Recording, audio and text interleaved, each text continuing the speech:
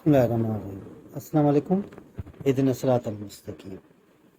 جھوٹ بولنے والے شخص کی کچھ نشانیاں ہوتی ہیں جو آپ کو ہمیشہ یاد رکھنی ہوگی۔ جھوٹ بولنے والا شخص کبھی بھی آئی کانٹیکٹ نہیں کرے گا، یعنی وہ جھوٹ بولے گا تو آپ اس کی آنکھوں میں دیکھیں گے تو کبھی وہ دائیں طرف دیکھے گا، کبھی بائیں طرف، لیکن کبھی بھی آپ کی طرف نہیں دیکھے گا، کیونکہ یہ اس کی نشانی ہوتی ہے۔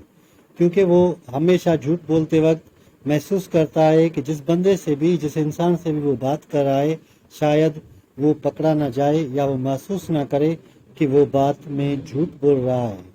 دوسری نشانی جو جھوٹ بولنے والے شخص کی ہوتی ہے وہ یہ کہ وہ اپنی کہی ہوئی بات بھول جاتا ہے۔ یعنی اگر اس نے کوئی بھی بات کسی محفل میں، کسی جگہ پہ، کسی شخص سے کی ہوگی تو وہ بھول جائے گا کہ اس نے کون سی بات کی تھی۔ یہ اس کی خاص نشانی ہوتی ہے، کیونکہ وہ بار بار جھوٹ بولتا ہے، اسی وجہ سے اسے کچھ بھی یاد نہیں رہتا ہے۔ تیسری بات یہ کہ اگر ایک محفل میں اس نے ایک بات کہی تو دوسری محفل میں وہ دوسری بات کرے گا۔ اسی لیے ہر مرتبہ ہر ایک کے ساتھ وہ بہتر طریقے سے بات کرتا ہے اور زیادہ بولتا رہتا ہے، اور زیادہ بولنے کی وجہ سے وہ ہمیشہ جھوٹ بولتا ہے، کیونکہ کوئی بھی انسان سچ بولتے ہوئے یا حقیقی بات کرتے ہوئے تھک جاتا ہے اور بات ختم ہو جاتی ہے۔ اس لیے انسان ہمیشہ ایک محفل میں بیٹھتے ہوئے زیادہ بات کرتے وقت وہ جھوٹ بولتا رہتا ہے۔ جھوٹ بولنے والے شخص کی ایک اور نشانی بھی ہوتی ہے، وہ یہ کہ وہ ہمیشہ چاہتا ہے کہ کسی طریقے سے کسی اور شخص کو ڈیگریڈ کرے، یعنی اس کو کم دکھائے اور اس کی جو خوبی ہوتی ہے اس کو چھپائے، اور اس کی جو خامی ہوتی ہے اس کے بارے میں وہ اوروں سے بات کرے۔